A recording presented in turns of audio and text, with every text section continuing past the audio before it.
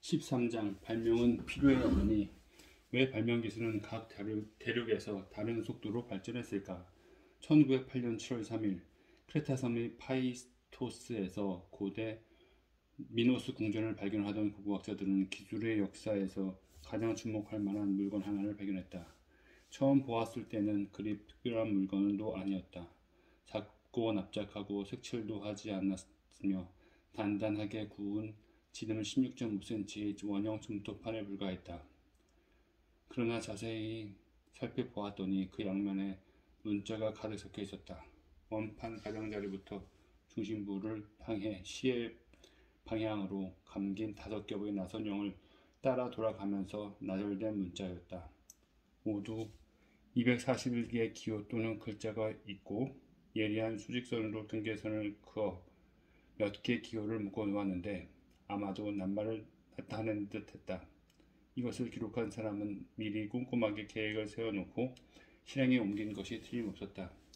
문자는 가장자리에서 시작해 나선을 따라 주어진 공간을 빠짐없이 채우면서도 중심부에 이르기까지 공간이 모자라지 않도록 해야 했기 때문이다. 출토된 이후 지금까지 이 원판은 문자를 연구하는 역사학자들에게 수수께끼 같은 존재였다.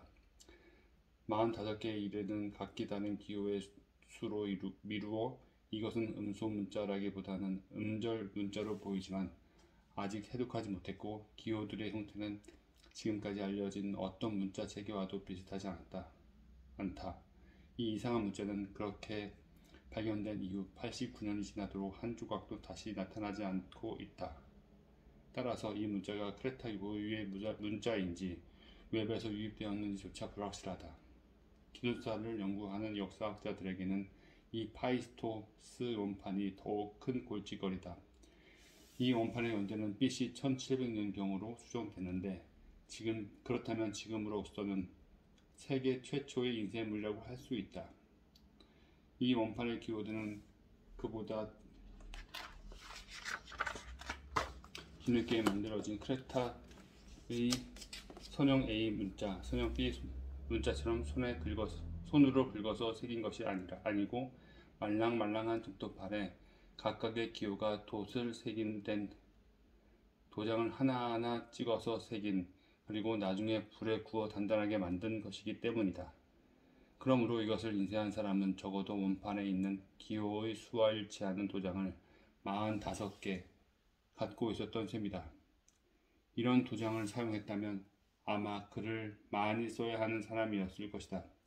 도장을 갖고 있으면 글을 쓰면서 동일한 기호가 나올 때마다 일일이 손으로 다시 적을 필요가 없으므로 훨씬 더 빠르고 깨끗하게 사본을 만들어낼 수 있기 때문이다.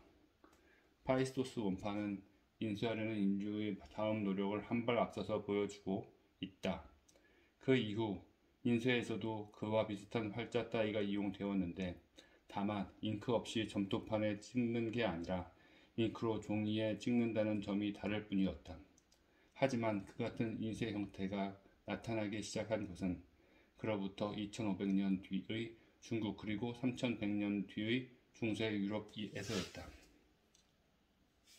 그렇다면 이렇게 시대를 앞서간 이 원판 기술은 어째서 크레타에서도 그리고 그 밖의 고대 지중해의 어느 지역에서도 널리 이용되지 못했을까? 이 원판 인쇄술은 왜 메소포타미아와 멕시코를 비롯한 고대의 문자 중심지에서 다른 시대에 발명되지 않고 하필이면 BC 1700년경 크레타에서 발명되었을까? 그리고 어째서 수천 년이 흐른 뒤에야 거기에 잉크와 압착기의 아이디어가 더해져 비로소 인쇄기가 만들어졌을까? 이와 같이 그 원판은 역사학자들에게 매우 심각한 난제다. 만약 모든 발명품이 이 원판처럼 특이하고 종잡을 수 없다면 기술사에 대한 어떤 보편적인 이론을 수립하려는 시도는 애당초 실패할 수밖에 없다. 기술은 무기와 운송이라는 형태로 일부 민족들이 영토를 확장하고 다른 민족들을 정복하는 직접적인 수단이다. 그렇기 때문에 기술은 역사에서 가장 광범위한 경향의 주된 원인이 되었다.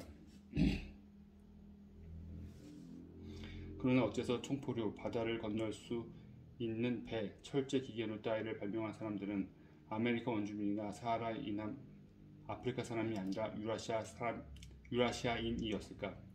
이러한 불균형은 인쇄기에서 유리, 증기기관에 이르기까지 대부분 중요한 기술적 진보에서 나타난다. 왜 그 많은 발명품이 모두 유라시아에서 만들어졌을까? 아프리카 대부분 지역과 유라시아에서는 이미 수천 년 전 석기를 내던졌는데 왜 뉴기니와 오스트레일리아 원주민은 1800년에도 여전히 사용했을까? 더구나 뉴기니와 오스트레일리아에서 각각 구리와 철이 세계적으로 가장 풍부하게 매장된 지역들이 산지하는데 말이다. 이와 같은 사실을 돌이켜보면 유라시아인이 다른 민족보다 창의성과 지능이 뛰어났다고 믿는 사람들이 그렇게 많은 것도 이해가 간다. 그러나 만약 인간에 대한 신경생물학에서도 기술 발전의 대륙 간 불균형을 설명할 만한 어떤 차이점을 찾아낼 수 없다면 도대체 무엇으로 설명해야 할까? 이 문제에 대한 대안으로 제시된 견해는 발명의 영웅 이론이다. 기술적 진보는 요하네스 구텐베르크, 제임스 와트, 토머스 에디슨, 라이트 형제 등과 같은 극소수 천재들에게 몹시 편중되어 있는 것처럼 보인다. 그들은 모두 유럽인이거나 유럽에서 미국으로 이주한 사람들이 후손이었다. 아르키메데스를 비롯한 고대의 드문 천재들도 마찬가지였다. 그렇다면 이러한 천재들은 과연 태즈메니아나 나미비아에서 태어나서도 상관없을까? 기술의 역사는 다만 몇몇 발명가의 출생지가 어디였느냐 하는 우연에 좌우되었을까? 개인의 창의성이 아니라 혁신에 대한 사회 전체의 수용성이 중요하다는 견해도 있다. 어떤 사회는 터무니없이 보수적이고 정신지향적이며 변화에 적대적인 양상을 보인다. 그것은 한때 제3세계 사람들을 도와주려고다가 결국 물러나고 말았던 수많은 서양인이 받은 인상이기도 하다. 제3세계 사람들도 개개인은 매우 지적인 듯하지만 문제는 그들 사회에서 비롯하는 것처럼 보인다. 그것이 아니라면 오스트레일리아 동북부 원주민이 교역 상대인 토러스 해협의 섬 주민들이 활과 화살을 사용하는 것을 보았으면서도 그것을 받아들이지 않은 이유를 달리 무엇으로 설명할 수 있을까? 한 대륙 전체의 모든 사회가 수용성이 부족해서 그곳에서는 그 기술 발전이 느릴 수밖에 없다고 설명해야 할까? 이번 장에서는 드디어 이 책의 핵심적인 문제를 다루게 될 것이다. 즉, 어째서 기술은 각 대륙에서 그처럼 완전히 다른 속도로 발전하게 되었느냐 하는 문제다. 필요는 발명의 어머니. 이 논의의 출발점은 필요는 발명의 어머니다 라는 말에 드러난 일반적인 견해다.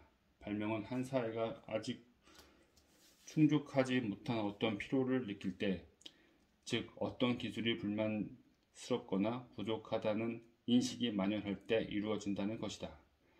발명가 지망생들은 금전이나 명성에 대한 기대감으로 동기부여를 받아 이 같은 필요를 감지하고 거기에 부응하려고 노력한다. 그러다가 어떤 발명가가 드디어 기존의 불만스러운 기술보다 우수한 해결책을 찾아낸다. 이 해결책이 사회의 가치관이나 각종 기술과 발치되지 않는다면 사회는 그것을 받아들인다. 사실 이처럼 필요가 발명의 어머니라고 보는 상식적인 견해를 뒷받침하는 발명품은 제법 많다. 제2차 세계대전이 한창이던 1942년 미국 정부는 나치 독일보다 먼저 원자폭탄을 만드는 데 필요한 기술을 발명하겠다는 분명한 목표를 세우고 맨하튼 프로젝트를 기획했다.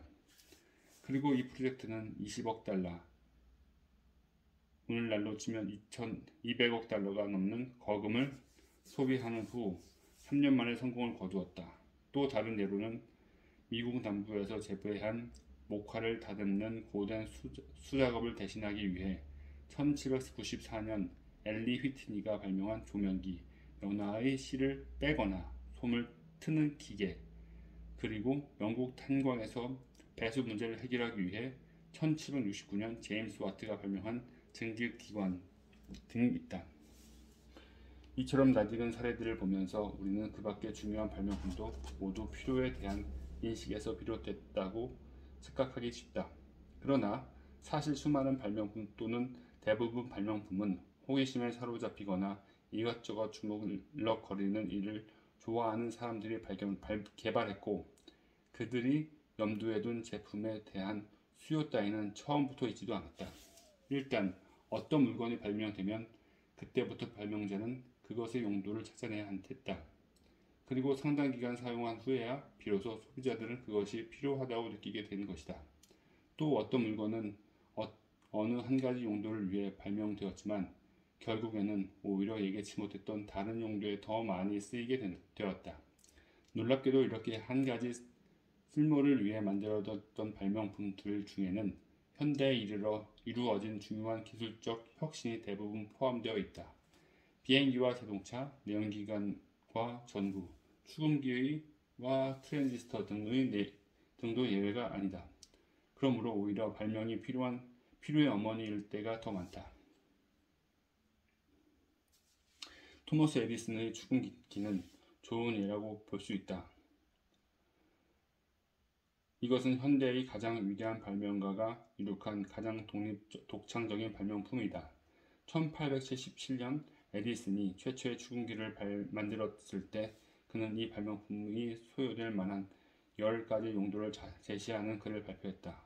거기에는 죽어가는 사람의 마지막 말을 보존하는 일, 시각장애인이 들을 수 있도록 책을 녹음하는 일, 시간을 알려주는 일, 철자법을 가르치는 일 등이 포함되어 있었다. 음악을 재생하는 일은 에디슨이 제시한 우선순위에서 상위권에 들지 못했다. 그리고 몇 년 후 에디슨은 자신의 발명품에 상업적 가치가 없다고 교수에게 말했다. 그러나 다시 몇 년 후에는 마음을 바꾸어 축음기 판매 사업을 시작했다. 그런데도 그 용도는 사무용 구슬 기계였다. 다른 기업가들이 축음기를 이용해 동전을 넣으면 대중음악이 흘러나오는 주크박스를 만들어냈을 때 에디슨은 자기 발명품이 사무용이라는 중요한 용도에 벗어나 그렇게 전락하는 것에 반대했다. 그리고 20년이 흐른 후에야 비로소 에디슨도 축음기의 주된 용도는 음악을 녹음하고 재생하는 일이 라는 데 마지못해 동의했다. 자동차 역시 오늘날에는 그 용도가 명백해 보이는 발명품이지만 이것은 그 어떤 수요에 따라 발명된 것이 아니다. 니콜라우스 오토가 최초의 가스기관을 만든 1866년 당시 사람들이 육상 운송을 말을 이용하는 지는 이미 6천년에 가까워지고 있었다. 그 말도 수십 년에 걸쳐 차츰 증기기관을 이용하는 철도로 대체되는 중이었다. 말은 얼마든지 구할 수 있었고 철도에 대해서도 불만 따위는 없었다. 오토가 만든 엔진은 힘이 약하고 무겁고 높이는 이미 2.1m에 달해 결코 말보다 호감 가는 무거운 아니었다. 그 후 개량을 거듭해 1885년에 이르러서야 비로소 고틀리프 다임러가 자전거에 이 엔진을 설치해 최초의 오토바이를 만들었고 그는 다시 1896년에야 최초의 트럭을 만들었다. 1905년까지도 자동차는 여전히 부자들이나 즐길 수 있는 비싸고 불안정한 장난감에 불과했다. 말이나 철도에 대한 대중의 만족도는 제1차 세계대전이 일어났을 때까지만 해도 매우 높았는데 그때부터 군대에서는 트럭의 필요성을 깨닫게 되었다. 전쟁이 끝난 후 트럭 제조업자들과 각국 군대는 집중적인 로비 활동으로 마침내 대중에게도 그 필요성을 납득시켰고 그 결과 산업화된 여러 국가에서는 트럭이 마차를 대신하기 시작했다. 그러나 미국의 가장 큰 대도시에서도 완전히 교체되기까지는 50년이 걸렸다. 발명가들은 대중의 수요도 없는 상태에서 오랫동안 제작에 매달려야 할 때가 많다. 초기 작품은 대개 성능이 떨어져 별로 쓸모가 없기 때문이다. 최초의 카메라, 타자기, 텔레비전 등도 오토가 만들었던 높이 2.1m의 가스기관에 못지않게 한심한 수준이었다. 그렇기 때문에 발명가로서는 자기가 만든 그 한심한 원형이 과연 어떤 쓸모가 있을지, 그것을 개량하기 위해 시간과 비용을 더 투자할 만한 가치가 있을지 예견하기 어렵다. 미국에서는 해마다 약 7만 건에 달하는 특허권이 발행된다. 그중 상업적인 생산에까지 이르는 것은 소수에 불과하다. 만약 쓰인 곳을 찾은 위대한 발명품이 하나 있다면 그 뒤에는 그렇지 못한 무수한 발명품이 빛도 보지 못한 채 사라지는 것이다. 심지어는 처음에 어떤 필요로 고안된 발명품들조차 나중에는 뜻밖의 다른 필요에 더욱 큰 가치가 있음이 밝혀지기도 한다. 제임스 와트가 증규기관을 고안한 것은 원래 광산에서 물을 퍼내기 위해서였지만 증규기관은 곧 방적 공장에 동력을 공급하게 되었고 다시 기관차와 배를 움직이게 되었다. 발명의 영웅 이론과 그 문제점.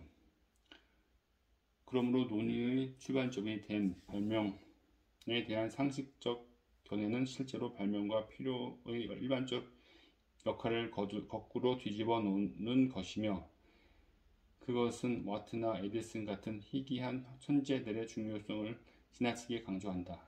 이러한 견해를 일컬어 발명의 영웅 이론이라고 하는데, 특허법도 그것을 부추긴다. 특허권을 따르는 사람은 자기가 제출하는 발명품의 새로움을 증명해야 하기 때문이다. 결과적으로 발명가들은 기존의 성과를 깎아내리거나 무시하려는 금전적 동기를 갖게 된다. 변리사가 본 가장 이상적인 발명품은 그 전 단계 형태가 전혀 존재하지 않는 상태에서 만들어진 발명품이다. 마치 지혜와 예술의 여신 아테네가 제우스 머리에서 완전한 모습으로 튀어나왔다는 듯이 말이다. 그러나 현실적으로 가장 유명하고 틀림없이 현대의 발명품처럼 보이는 것들에 대해 X가 Y를 발명했다는 뻔뻔한 주장 뒤에는 그보다 앞선 만들어졌는데도 무관심 속에 잊힌 전 단계 형태가 숨어있는 경우가 많았다. 예를 들면 우리는 제임스 와트가 1769년에 증기기관을 발명했다는 말을 흔히 듣는다. 그는 주전자 주둥이에서 김이 솟는 것을 보고 영감을 얻었다고 한다.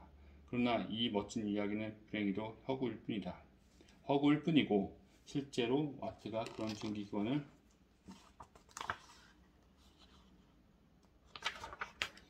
만들 아이디어를 얻게 된 것은 토머스 뉴커먼의 증기기관을 고치던 중이었다.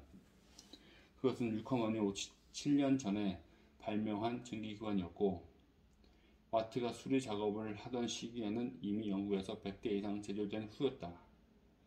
그리고 뉴커먼 증기기관도 실은 영국인 토머스 세이버리가 1698년 특허를 받은 증기기관의 뒤를 이은 것이었고 그것 역시 프랑스인 드니 파팽이 1680년경 설계한 그러나 제작하지는 못한 증기기관의 뒤를 이은 것이었다. 그리고 다시 또 그것을 네덜란드 과학자 크리스티안 하위헌스를 비롯한 여러 사람이 아이디어가 먼저 있었다. 그렇다고 와트가 별도의 증기 컨덴서와 복식 실린더를 설치함으로써 뉴커먼의 증기기관을 크게 향상했다는 사실이나 뉴커먼이 세이버리의 그것을 크게 향상했다는 사실까지 부인하자는 것은 아니다. 이와 같은 역사는 웬만큼 기록에 남아있는 현대의 모든 발명품에서 두루 찾아볼 수 있다. 어떤 발명품을 만들었다고 흔히 알려진 영웅들도 사실은 그 이전에 비슷한 목표를 위해 설계도를 작성하고 실용 모델이나 아니면 뉴커먼이 증기기관처럼 상업적으로도 성공적인 모델을 만들어낸 다른 발명가들의 뒤를 이은 사람들이었다. 에디슨이 1879년 10월 21일 밤에 발명했다는 발견 정보도 실은 1841년에서 1878년에 다른 발명가들의 특허를 얻은 수많은 발견 정보를 계량한 것에 불과했다. 마찬가지로 라이트 형제가 만든 유인 동력 비행기도 그보다 앞선 오토 릴리엔탈의 유인 무동력 글라이더와 세뮤얼 랭거리의 무인 동력 비행기가 있었다. 세뮤얼 모리스 보스의 전신기도 조지프 헨리, 윌리엄 쿡, 찰스 휘트스톤 등의 전신기가 앞선 것이다. 그리고 엘리 휘트니가 단섬유, 내륙형 목화를 다듬기 위해 만든 조명기는 이미 수천 년 동안 장섬유, 사일랜드, 미국 동남 해안을 따라 점점이 늘어선 일련의 섬들을 가리키며 목화가 특산물이다.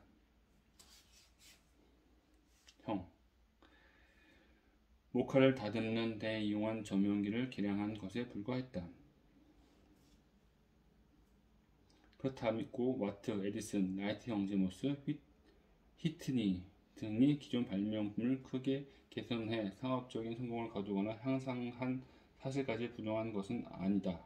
만약 제품 발명자로 인정받은 사람들이 그 같은 공헌이 없었다면 그러한 발명품들의 형태는 다소 달라졌을 것이다.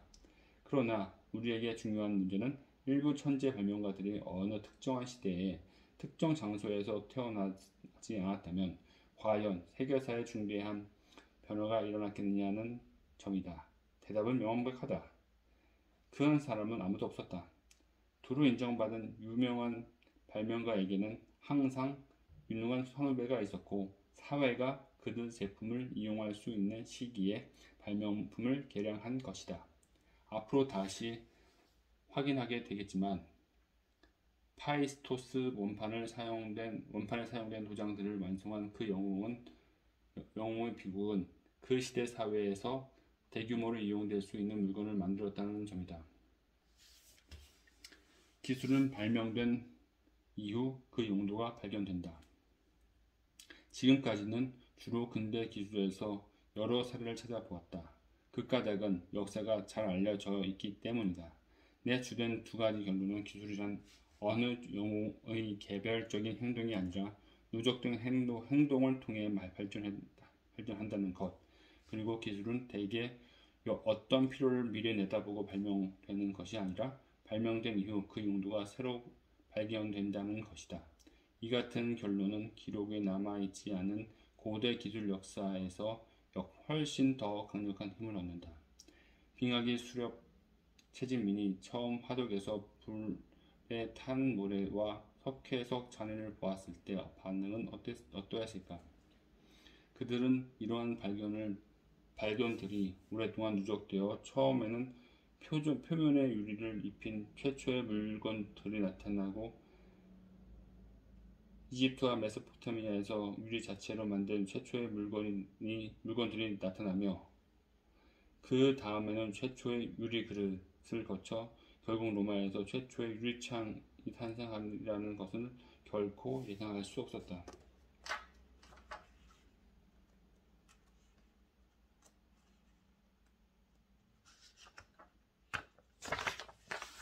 우리는 지금까지 알려진 가장 오래된 유리질 유약이 개발된 과정을 아무것도 모른다. 그러나 내가 함께 일하는 유기인처럼 오늘날까지도 기술적으로 원시적인 사람들을 관찰해보면 선사시대에 이렇게 발명되었는지를 추론할 수 있다. 어떻게 발명되었는지를 추론할 수 있다. 나는 그들이 자기 지역 동식물을 수백 종이나 알며 각종의 식용 여부와 의학적 가치를 비롯한 여러 가지 용도를 잘 알고 있음을 이미 언급한 바 있다. 그 밖에도 유기인은 각 지역 환경에서 발견되는 암석 수집종과 각각의 경도, 색깔, 두드러기나 얇게 벗겨내려고 할 때 나타나는 반응, 그리고 용도 등을 나에게 가르쳐 주었다. 이 같은 지식은 모두 관찰과 시행착오를 바탕으로 얻어진다. 나는 6인을 데리고 그들 집에서 멀리 떨어진 곳으로 일하러 갈 때마다 그러한 발명 과정이 진행되는 것을 본다. 그들이 숲속에서 낯선 물건을 발견할 때마다 집어들고 만지작거리다가 이따금 쓸만한 것이 보이면 집으로 가져가기도 한다. 야양지를 떠날 무렵이면 사람들이 찾아와 내가 버린 물건들을 뒤적거린다. 그때도 역시 똑같은 과정이 되풀이될 것을 볼 수 있다. 그들은 내가 버린 물건들을 만지작거리면서 혹시 그들은 6인이 사회에서도 어떤 쓸모가 있을지 열심히 궁리한다. 빈 깡통은 간단한 편이어서 대개 그릇으로 재활용된다. 다른 물건들은 그것이 만들어질 때 용도와 전혀 다른 용도로 시험받는다. 가령 콧구멍 사이나 귀를 뚫는 자리에 연필을 끼워 장식으로 쓰면 멋있을까? 저 깨진 유리 조각은 칼로 사용할 수 있을 만큼 예리하고 단단할까? 유레카. 고대인이 이용할 수 있었던 재료는 돌, 나무, 뼈, 껍질, 섬유, 점토, 모래, 석회석, 광물 등 각기 다양한 종류가 존재하는 천연 문질이었다. 이 같은 재료로 사람들은 차츰 그 중에서도 특정 유형의 돌, 나무, 뼈로 도구를 만드는 방법, 특정한 점토로 토기와 벽돌을 만드는 방법, 모래와 석회석과 기타 흙을 특정한 비율로 배합해 유리를 만드는 방법 등을 익혔고, 순수한 구리나 금처럼 연한 금속을 가공하는 방법으로 시작해 광석에서 금속을 추출하는 방법, 그 다음에는 마침내 청동이나 철처럼 단단한 금속을 가공하는 방법까지 익힐 수 있었다. 그러한 과정에서 겪는 시행착오의 역사는 화약과 휘발유가 그 원료에서 개발된 과정에서 잘 나타난다. 가연성 산물은 수지를 많이 함유한 장작이 모닥불 속에서 터지듯이 언제든 저절로 눈에 띄게 마련이다. BC 2000년 이전 메소포타미아인은 벌써 암석 아스팔트를 가열해 몇 톤에 달하는 석유를 수출했다. 고대 그리스인은 석유, 피치, 원유를 콜타르 따위를 증류시킨 뒤 남은 검은 찌꺼기, 수지, 유황, 생석회 등을 여러 차례 배합해 방화용 무기 만드는 방법을 발견하고 투석기, 화살, 소위탄, 배 등을 이용해 적을 공격했다.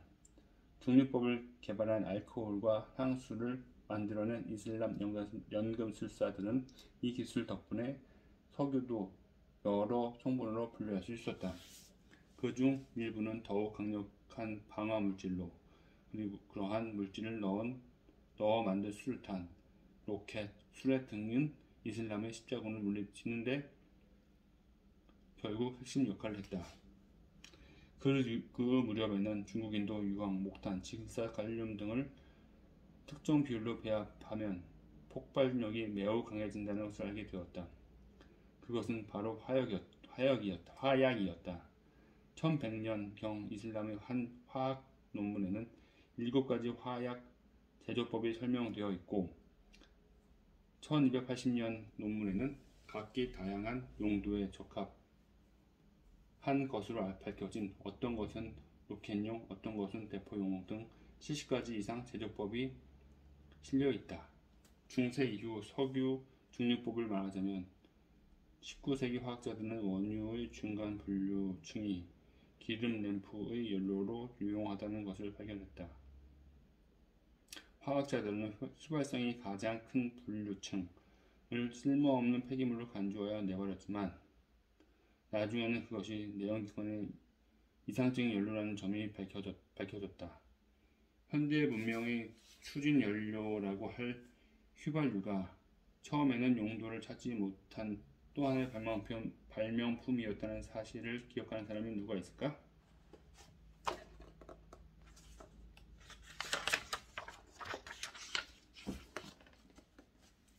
사회에서 발명품이 수용되는 데 미치는 요인들. 발명가가 어떤 새로운 기술의 용도를 발견하면 그 다음 단계는 사회가 그 기술을 채택하도록 설득하는 일이다.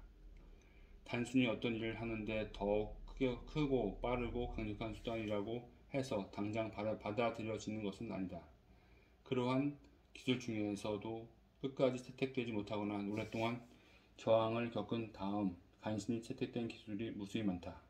가장 악명 높은 예를 찾는다면 1971년 미국 의회가 초음속 운송 수단을 개발하기 위한 자금 지원을 거부한 일, 능률적으로 설계된 타자기 자판을 전 세계가 계속 거부한 일, 영국이 오랫동안 전기 조명을 채택하지 않았던 일 등을 들 수 있다. 그렇다면 한 사회로 하여금 어떤 발명품을 수용하게 만드는 것은 무엇일까?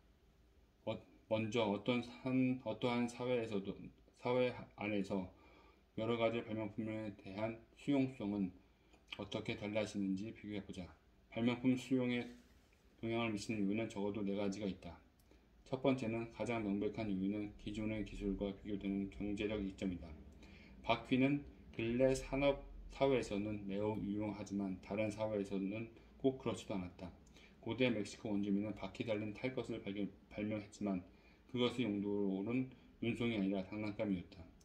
물론 지금의 우리로서는 믿기 어려운 일이지만 사실 고대 멕시코인에게는 바퀴 달린 탈 것을 끌게 할 만한 가축이 없었으므로 짐꾼보다 나을 것이 하나도 없는 물건이었다. 두 번째, 고려해야 할 것은 사회적 가치관과 위신 문제다. 이것은 경제적 이익이나 불이익 문제에 우선할 수도 있다. 가령 일반 청바지도 똑같이 튼튼하지만 오늘날 수백만 명이 그 2배 값으로 디자이너 브랜드를 구입한다. 이것은 그 상표에 대한 사회적 인식이 가격 차이보다 더 중요시 되기 때문이다. 마찬가지로 일본은 능률적인 알파벳이나 일본 고유의 능률적인 가나 음절 문자보다 오히려 무지막지하게 성가신 한자를 선호하면서 계속 사용한다. 이것도 한자라는 문자 체계에 부여된 위신이 막대하기 때문이다. 또 하나의 요인은 기득권과 양립할 가능성이다.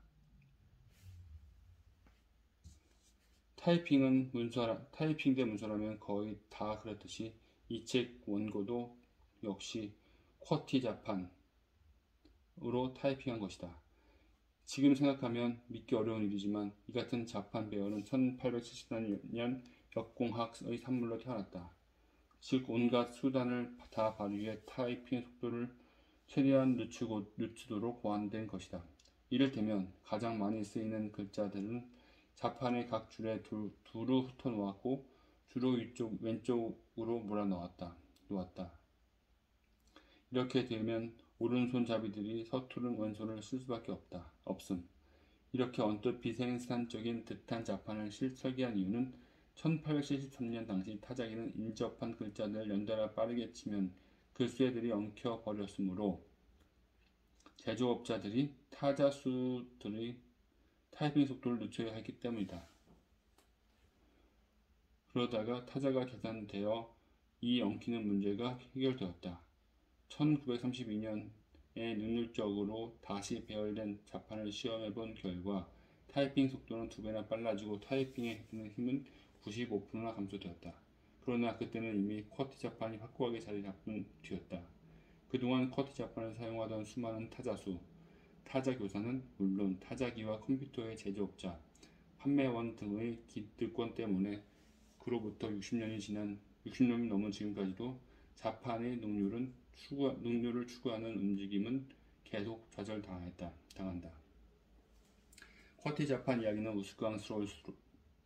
우스꽝스러울지도 모르지만 비슷한 경우라면 경제적으로 훨씬 더 심각한 결과가 빚어지는 일도 많았다. 가령 트랜지스터는 원래 미국에서 발명되고 특허까지 받았다. 그런데 어째서 지금은 일본과 미국의 교역에서 미국이 큰 적자를 볼 정도로 트랜지스터화한 전자제품이 세계 시장을 일본이 장악하고 있을까? 왜냐하면 그 당시 미국의 전자 제품 업계에는 한창 진공과 모델을 양산했으므로 자신들이 만든 제품과 경쟁하는 것을 꺼렸고, 그때 소니사가 웨스턴 일렉트로닉스사에게 트랜지스터 제조 허가를 사들였기 때문이다.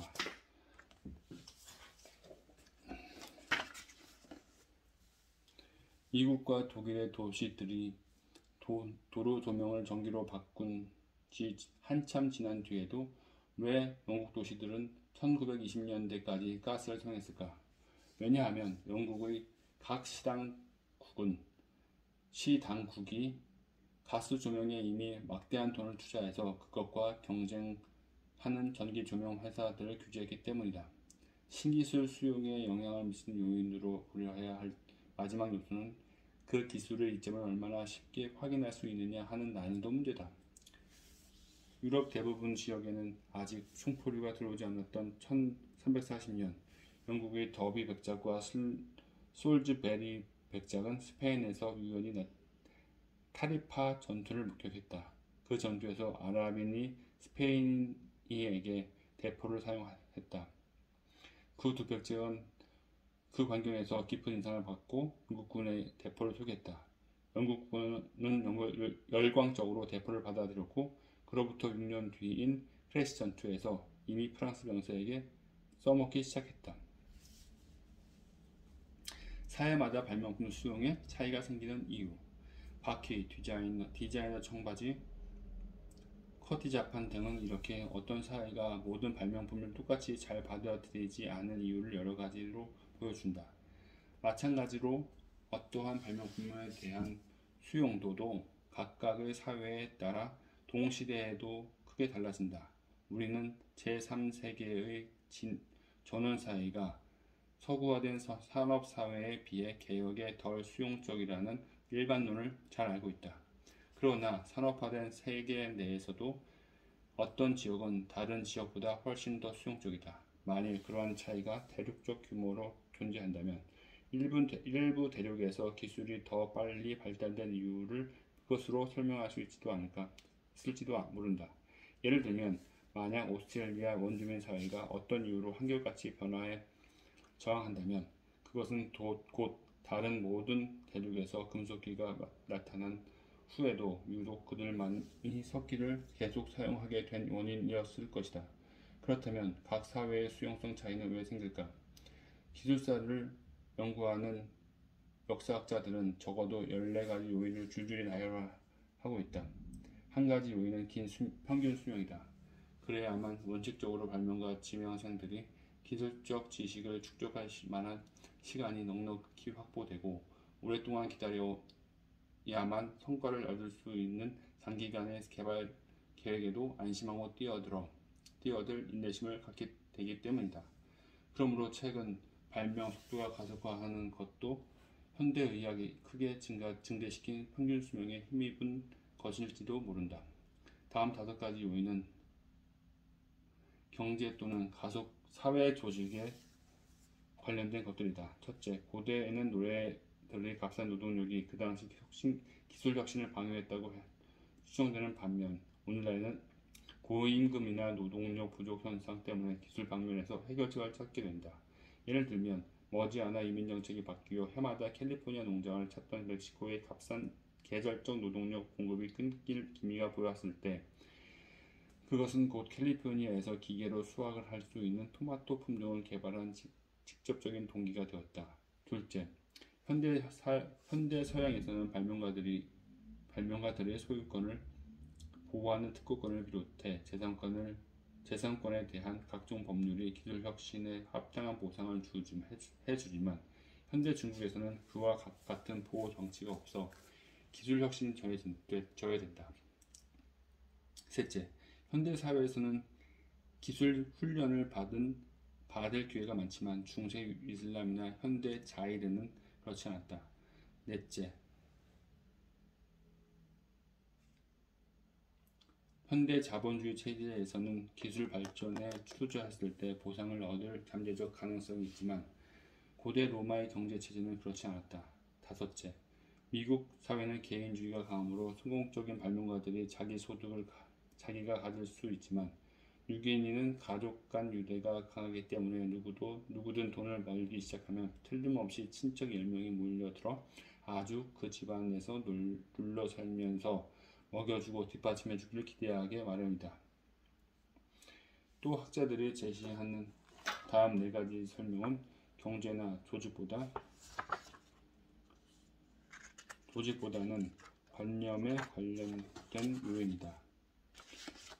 첫째, 혁신을 위한 노력에는 모험 정신이 필수적이며 일부 사회는 그것을 다른 사회보다 더 많이 가지고, 둘째, 과학적 사고방식은 르네상스 시대 이후 유럽 사회의 한 특징이며 유럽이 뛰어난 현대 기술을 발전시키는데 크나큰 공헌을 했다. 셋째, 다양한 의견과 이단자들을 용납하는 분위기는 혁신을 촉진하는 반면 강력한 전통주의적 사고방식은 이를테면 고대 중국의 고전들을 중요시하는 것처럼 혁신을 억누른다. 넷째, 종교마다 기술혁신에 대한 태도가 크게 다르다. 유대교와 기독교의 일부 교파는 기술혁신에 유난히 호의적이라는 주장이 유력한 데 반해 이슬람, 힌두교, 브라만교의 일부 교파는 유난히 적대적인 것 같다. 이상 10가지 가설은 모두 그럴듯하다. 그러나 이것들은 지리적 조건과 별로 연관이 없다. 만약 특허권, 자본주의, 특정 종교 등이 기술을 발전시킨다면 왜 중세 이후 유럽에서는 그 같은 요인들이 나타났고 동시대 중국이나 인도에서는 그렇지 않았을까? 어쨌든 그 10가지 요인이 기술에 미친 영향만은 분명하다. 그러나 학자들이 제시한 나머지 4가지 요인, 전쟁, 중앙집권적인 정치체제, 기후, 풍부한 자원의 작용은 별로 일관성이 없는 것처럼 보인다. 때로는 기술 발전을 촉진하고 때로는 억제하기 때문이다. 첫째, 인류 역사를 통틀어 전쟁은 기술 혁신의 주된 자극제일 때가 많았다. 예를 들면 제2차 세계대전 당시 핵무기에 그리고 제1차 세계대전 당시 비행기와 트럭에 각각 투자된 막대한 금액은 기술의 새로운 장을 열었다. 그러나 또한 전쟁은 기술 발전에 엄청난 차질을 초래하기도 한다. 둘째, 강력한 중앙집권적 정치 체계제는 19세기 후반의 독일과 일본에서는 기술을 크게 향상했고 1500년 이후 중국에서는 오히려 억압했다. 셋째, 북유럽인이 많이 믿는 가설에 따르면 기술 없이 생존이 불가능한 혹독한 기후에서는 기술이 번창하는 반면